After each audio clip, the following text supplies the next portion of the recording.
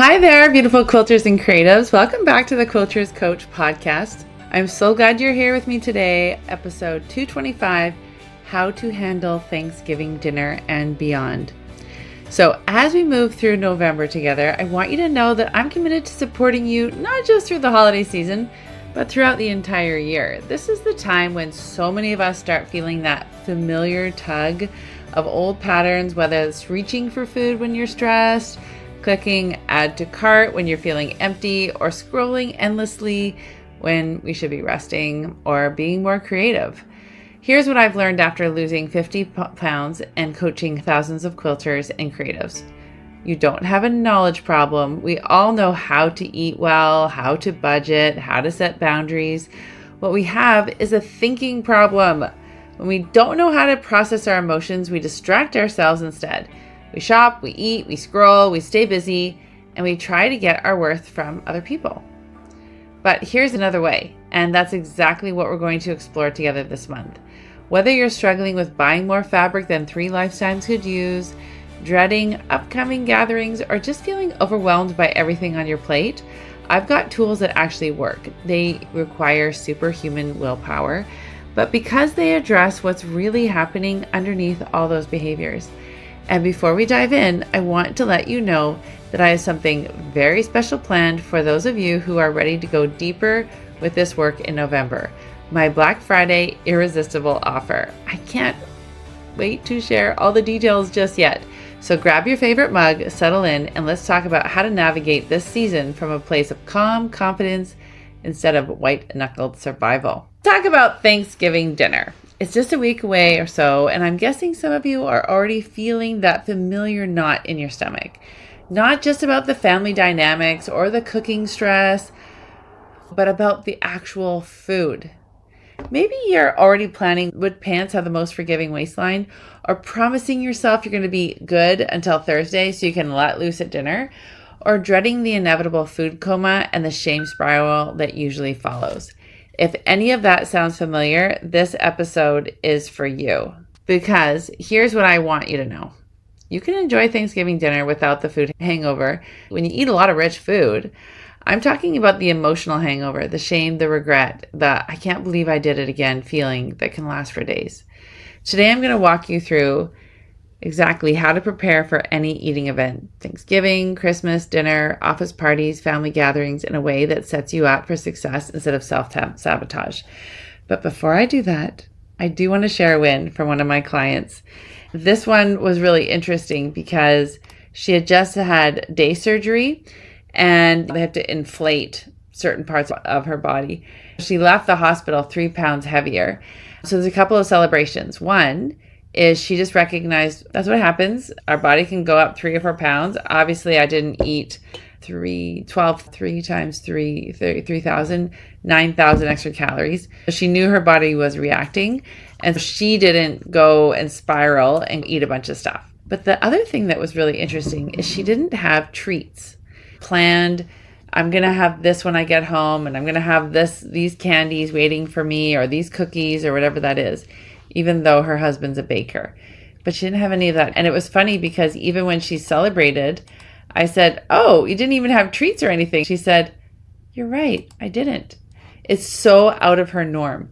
The reason I share these wins is because she was just like you, but now that she has the tools, she has this new set of skills. Before we had a rotary cutter or a sewing machine, an iron, all those things, we didn't have the tools to make the quilts. But when you get all of those tools, you can now create whatever kind of quilt that you want. You just need to learn new skills and get support in using them. So that's what happens. All right, let's talk about Thanksgiving dinner, big dinners. I wanted to share a personal story that just happened on Monday. My daughter and I did a bunch of errands. One of the errands was returning bottles at the bottle depot. At our bottle depot, you have to put all of the cans in trays. We made $25. I said to her, "Why don't we go for chicken wings?" She's leaving back to school after my son's wedding. So we went to our favorite place to get wings. I knew as I was eating those chicken wings that it was not feeling good for my stomach. I knew that the scale would be up quite a bit the next day. I was right. It was up 3 pounds. And I thought, wow, that's crazy. I'm going to be using some tools, break it down for you, but it's just amazing to me. So I couldn't exercise the following day because I cracked my rib or something. I didn't starve myself. I didn't deprive myself, but I was very mindful of what I was eating, how much I was eating, and I really paid attention to hunger.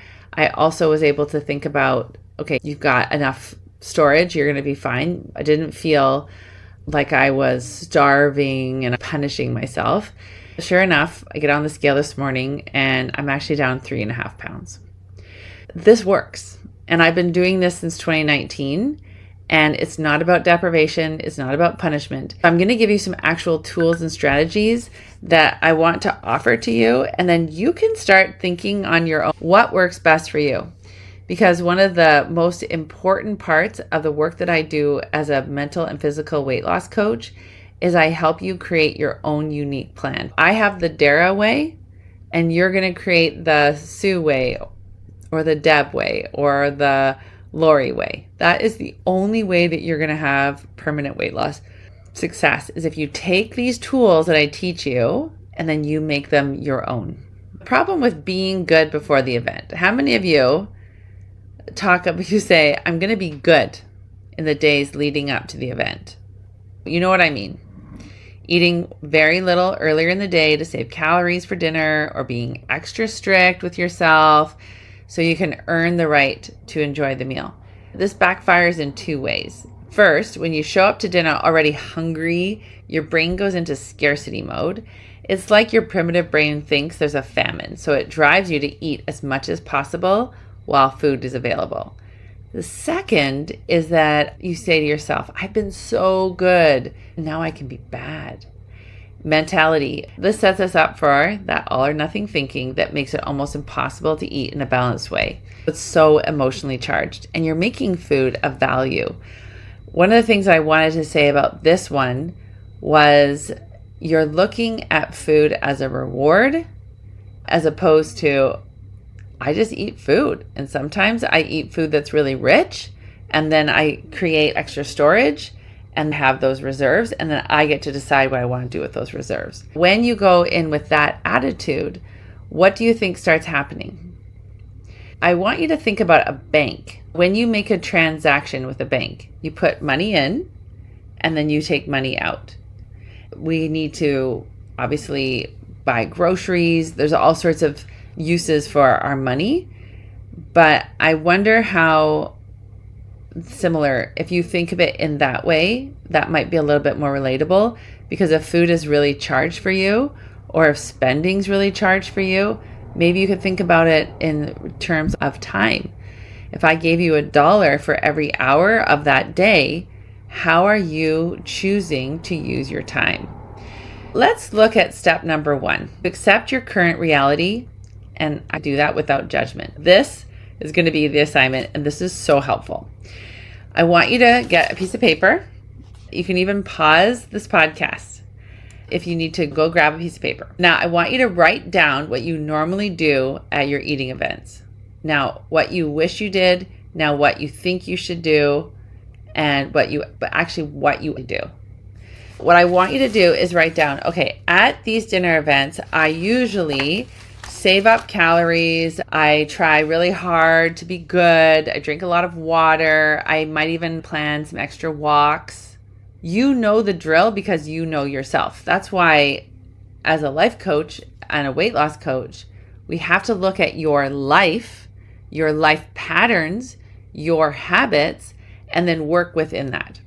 So I want you to write it all down. No judgment. Just be like, this is what I do. Sometimes I have cinnamon buns in the laundry room as a treat for me. Sometimes I sneak in, buy some extra baking from the store because it smells so good, and I let myself eat it throughout the day. Whatever your Thanksgiving or big dinner plan is, or maybe you make yourself all sorts of promises. Maybe you got your step thing and you're walking up and down your stairs a couple of times extra. I don't know. But the only way that you're going to make your own change is by knowing what your own patterns are. Here's some questions to guide you. Do you usually eat until you're uncomfortably full? Do you go back for seconds when you're satisfied? Do you mindlessly graze while talking? Do you eat dessert even when you don't really want any? Write it all down, all the details. And here's the crucial part. Don't judge yourself for it. Do you have a lot of worry about wasting food? Just write it all down. This isn't about being good or bad. This is about getting clear on your current patterns so you can work with them instead of against them. When I did this, I realized that I would do a lot of eating beforehand because that kept me calm. I went for seconds and thirds because I actually am really competitive. And so I like to out eat other people. I also hate wasting food. If my kids didn't finish what they were eating, I would finish off their plates. I saw my pattern. And then I would also, for dessert, I would feel almost like an entitlement that I should be able to eat it. Okay? So reading that back, I want you to think, what is your pattern and where do you think that came from? Step 2, get curious about your pattern. Look at what you wrote and ask yourself these questions. How did I develop these habits? What purpose do they serve? What am I really trying to accomplish with this behavior? When I got curious about my own patterns, I realized that I wasn't eating because I was hungry or because the food was irresistible. I was eating because I was uncomfortable, and food gave me something to do. The more you eat, the less you had to feel. So if there was uncomfortable situations or conversations or challenges, I didn't have to feel them as much because I had that kind of food comatose state. I was eating to avoid awkward conversations. I was eating because it felt safer than being fully present in a situation. Once I understood that, everything changed, because the problem wasn't that I had no willpower around food. The problem was that I was using food to solve problems it couldn't actually solve. All right, the third step is decide how you want to feel. So now here's the key question. How do you want to feel when you leave Thanksgiving dinner? Not during the meal. I'm not talking about restricting yourself or not enjoying the food. I'm talking about how you want to feel in your body and in your mind when you get in the car and drive home, or when everyone leaves. Write that down. What is that feeling you want? For me, I wanted to feel present. I wanted to feel love. I wanted to feel connection. So step 4, create your plan from love, not fear. Now comes the most important part, creating new habits from a place of love for yourself, not from fear or anger. Most of us try to change our eating habits from a place of frustration. Like you might say, I'm so sick of doing this. I have to stop eating like this. But habits created from anger or fear don't stick. Instead, create your plan from love. Ask yourself, what would someone who loves me want for me at this dinner? Here are some loving strategies you can consider. So before the event, just eat normal. Don't try to save calories. Focus on what food is for.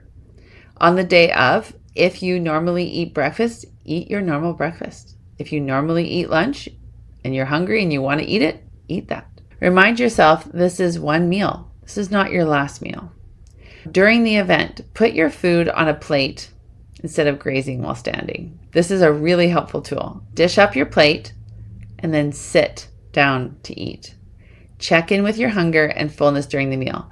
I used a timer before. As a mom of 5 kids and having to get everyone out the door all the time, I was just constantly in the next thing. So I was never really present with the food. I had to train myself to be present with the food and my hunger levels. It's made a huge difference. Give yourself permission to enjoy foods you really want. Also, give yourself permission to skip foods you don't want. You don't have to finish everything on your plate. You can give yourself permission to do that too. So, managing the social stress. Have a plan for what to do with your hands during conversations. Practice responses to comments about food or your body, and give yourself permission to take breaks if you need them. I'm going to give you some real life examples. This can typically look like dinner parties, Thanksgiving, even Christmas parties. This one's one of my faves. So I went to my current self, went to my future self in the party. Okay. So I'm sitting at my desk and imagining, okay, I know that I'm going to have temptations. I know that I tend to overeat. I wrote myself a note and said, Dara, this is hard to break this food habit. I love you and I appreciate everything you're doing. And you got this. I believe in you. I wrote that on a piece of paper. I folded the paper and I put it in my pocket. Every time I put my hand in my pocket, I had that little piece of paper that was like a pep talk to me. I know it's hard. I know you really want that thing, but you don't want the results of what that thing does for you. You're going to feel so proud of yourself when you just say, no, thanks. So that has been really helpful. Another thing that has really helped me is I always have a glass in my hand. So I make sure that I have something in my hands. I've practiced this where I hold my glass and I will put a little bit of pressure on it. And I put my one leg in front of the other and I almost like I'm grounding myself. I'm firm. And I can say to myself, I'm really proud of you for how you're just focusing on conversations and connections and you're not focusing on the food. This is awesome. Because there's always going to be food, but we're not always going to have this opportunity to connect with these people. This is actually not about connecting with food. It's about connecting with people. If you're really hungry, go for it. You can eat what you want, but is that what you really want? So I've practiced these conversations in my head. And then the last one is if someone says, oh, you're not going to eat that? Or you haven't hardly touched anything. You can say, I'm really enjoying this meal. Or thanks for your concern. And then just move on. The more that you practice this, the better you're going to get at it. Why does this approach work? This approach works because it's based on self-awareness and self-compassion instead of self-control. When you understand why you eat the way you do at these events, you can address the real issues. If you're eating because you're anxious or worried about what people say, and it's a way to try to not feel as much, then you're going to have a challenge. When you create your plan from love instead of fear, it doesn't feel like a diet or a punishment. It feels like you're actually taking care of yourself. One time we went to a parade with my kids. My one son just ate a ridiculous amount of candy. He was out of control. And I remember talking to him. He just said, Mom, I don't know what to do. He was overloaded with so much sugar that he felt scared of being in his own body. When we keep doing this over and over again, we just have created a really unhealthy pattern, but we can change it. And this is what I do all the time with my clients. This process works for every eating event. Christmas dinner, office parties, date nights, celebrations. The specific strategies might change, but the process stays the same. Accept your current reality, get curious about your pattern, decide how you want to feel, and create a loving plan. It's the difference between white-knuckling your way through the holidays and actually enjoying them. I just talked you through the process of understanding your patterns, creating awareness, and making plans from love instead of fear. This is the kind of work we do in my coaching program. But I know that one episode isn't enough to create lasting change. You need ongoing support, especially during the holiday season when everything feels so intense. Because here's what I know. You can use the tools from today's episode to have a better Thanksgiving. But imagine having support through not just Thanksgiving, but Christmas, New Year's, and beyond. Imagine never having to start over again because you finally understand how your emotions work and how to process them without using food. That's what this offer is about. Lifetime access to the tools that actually work. Not because they require superhuman willpower, but because they address what's really happening underneath your eating problems. So before we wrap up, I want you to remember this. Thanksgiving dinner is just one meal. It's not a test of your character or a measure of your worth.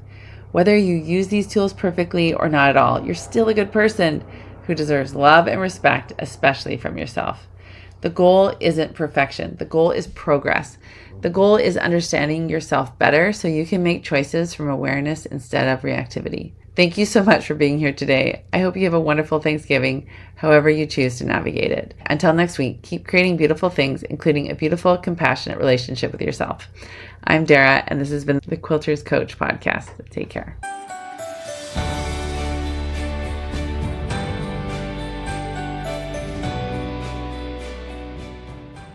If you aren't loving your current life and hear yourself saying things like, I should be happier, I should be getting more done, or question how productive and fulfilled you are, this podcast is for you. I'm Dara Thomas, I'm a professional quilter turned life coach for quilters, where I show you how to overcome obstacles like perfectionism, people pleasing, overeating, overcomplicating life, so that you can really start to enjoy your life by learning and using tools for your brain to help you transform your everyday living.